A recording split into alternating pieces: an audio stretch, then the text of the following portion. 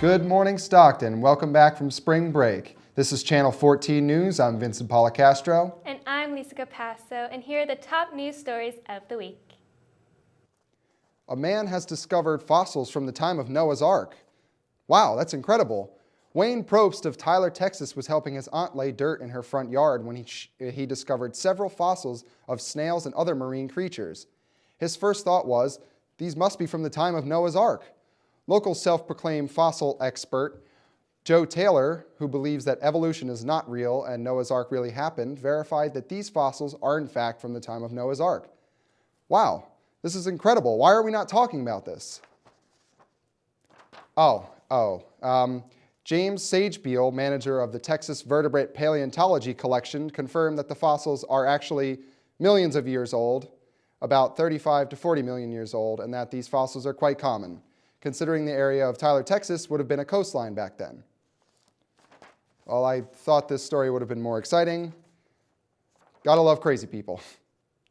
On March 18th, Friday morning, the first of two baby eagles finally hatched after slowly breaking free from its shell over a 24-hour period. The second baby eagle hatched March 20th, Sunday morning. The bald eagle nest is at the National Arboretum in Washington, D.C., which is home to the proud eagle parents named Mr. President and the First Lady. The two eggs were laid on February 10th and 14th and were incubated for approximately 35 days. These two new babies are the parents' second and third eaglets and are currently named DC2 and DC3. Their first offspring, DC1, left the nest last year. According to the American Eagle Foundation, the eagle couple set up their nest in a tulip poplar tree back in 2014, and that this is the first bald eagle pair to nest in this location since 1947. The nest has a 24-hour live stream with two solar-powered cameras, which can be seen at eagles.org. Commuters on the Go presents Afternoon of Service. It's on March 25th from 3:30 to 6:30 p.m. in the Campus Center Board of Trustees room. And that's all the information I have. You could follow Commuters on the Go on facebook.com/stockton.cotg.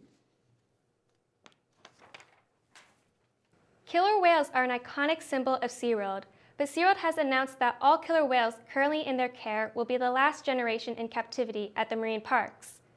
The company is ending their controversial orca breeding program and transitioning away from the theatrical shows with their trainers. SeaWorld has been criticized since the documentary Blackfish came out in 2013, which brought to light SeaWorld's inhumane capture and treatment of the whales. Ticket sales to the orca shows dropped significantly as a result. The documentary filmmaker Gabriella Cowperthwaite said SeaWorld's change is a defining moment. SeaWorld's president and CEO, Joel Manby, said that the company is partnering with the Humane Society of the United States to advocate for ocean wildlife protection. What's up, Stockton? I'm Troy Erickson, introducing this week's Student of the Week, Danny Osceola.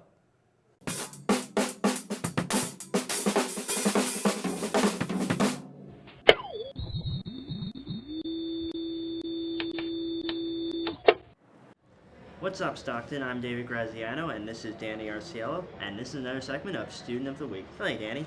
How are you? Alright, so, what do you do at Stockton? Well, I'm a senior, graduating in a couple months, unfortunately. I don't want to leave. But I'm involved in the comm program, and I'm also in a fraternity here at Stockton. I'm a brother of Alpha Delta for 2 years, and honestly, like, one of the best choices I've ever made. Okay, well, what do you do there? It's not all, fun and games. There's a lot of serious work involved. I do hang out a lot with my brothers. We have a good time, but there's a lot of serious work. We do a lot for the local community. We do a lot for South Jersey Field of Dreams, which is, helping underprivileged kids play sports. So that's one of my favorite things. I enjoy doing that a lot. And actually coming up on the 23rd, we have a joint fundraiser with Zeta Tau Alpha Sorority, the King of Wings Festival, which we have a bunch of local food vendors come in. It's like a giant wing competition, and all proceeds go towards breast cancer awareness and South Jersey Field of Dreams, like I said before. All right, great. So, what would you say was probably the most exciting or biggest thing you ever did there? Biggest thing I've ever done there? We'll keep it PG. Nah, like I said, like being involved is definitely something I really enjoy. Like the South Jersey Field of Dreams, like I played baseball all throughout high school, and like going and being able to help kids who don't really have like the ability to play sports, like helping them play sports for a day, like that really meant a lot to me, and it was definitely something I really want to do again. That does sound wonderful. Alrighty. Well, thank you for watching Stockton. I'm David Graziano, standing on Cielo, and now back to you.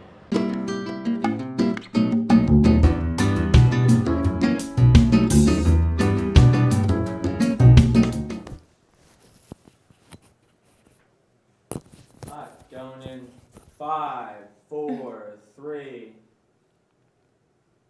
Hey, what's up, Stockton? This is your World News, and I'm Pauline Enriquez.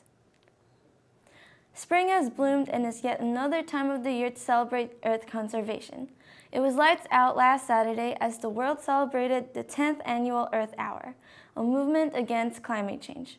From 8:30 to 9:30 Saturday evening, people from around the world switched their lights off. Which started in Sydney, Earth Hour is now celebrated in 154 countries, including the US, China, Russia, Korea, Egypt, France, Italy, Greece, and the UK. Finland is today's leading country in recycling beverage containers.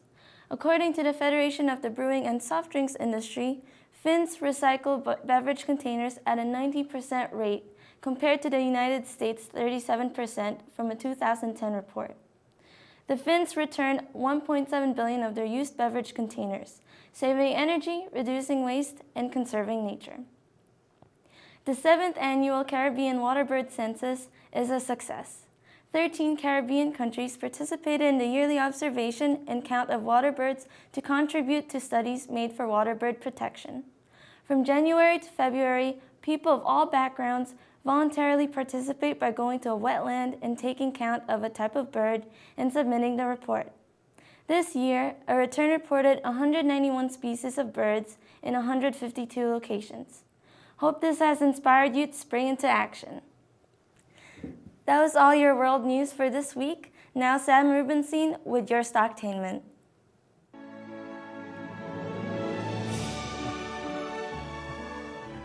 Good day, Stocktonites. My name is Sam Rubenstein. I'm wearing the shirt that represents both the Republican Party and Communist Russia. And this is Stocktainment. So first, let's begin by taking a look at the new trailer for what is going to be one of the greatest, most awesome superhero showdowns to ever hit the silver screen ever. No, we're not talking about, Captain America Civil War. We are talking about Batman versus Superman. Day versus night. Man versus God. Flying nocturnal mammal versus broad adjective for the word good.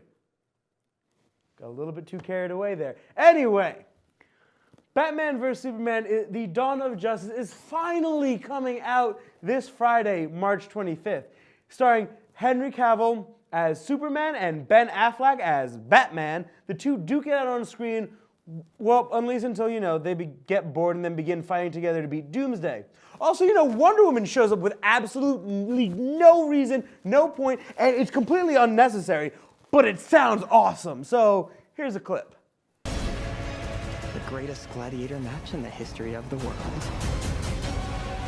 Son of Krypton versus Bat of Gotham.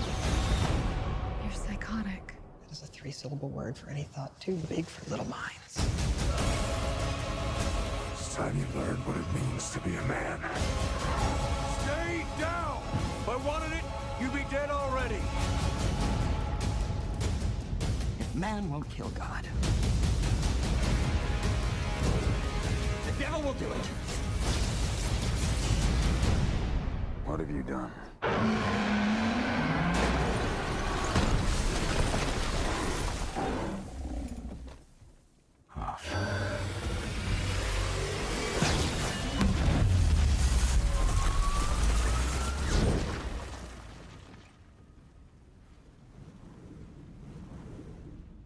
She with you? I thought she was with you.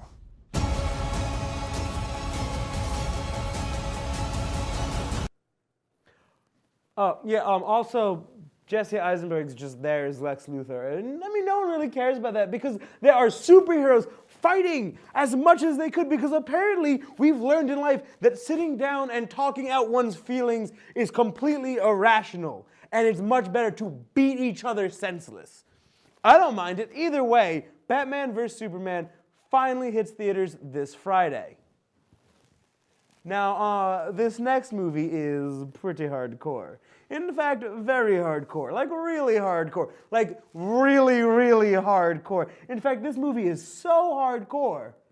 How hardcore is it? Thank you, inexplicable voice. It's so hardcore that the title is Hardcore Henry.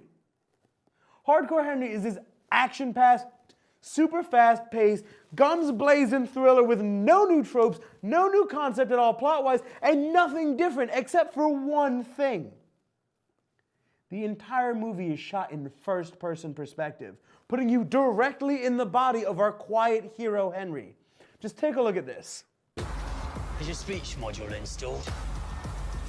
Well, at least we know you're not deaf. Okay, well, the good news is that you're going to live a while.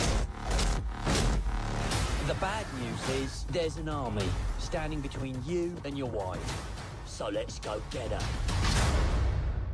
Tonight, I'm gonna have myself a real good time.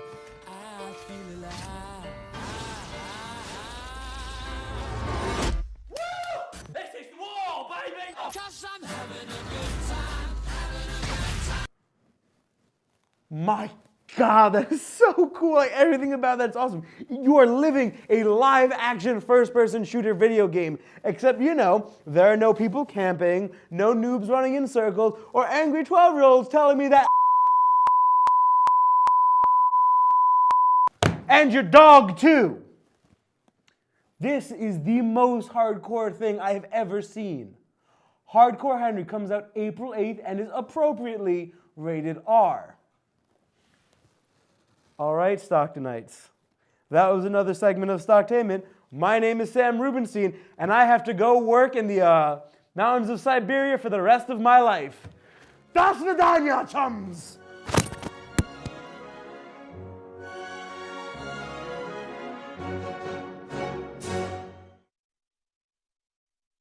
That's your news for this week. I'm Vincent Policastro. And I'm Lisa Passo. Have a great week, Stockton, and welcome back.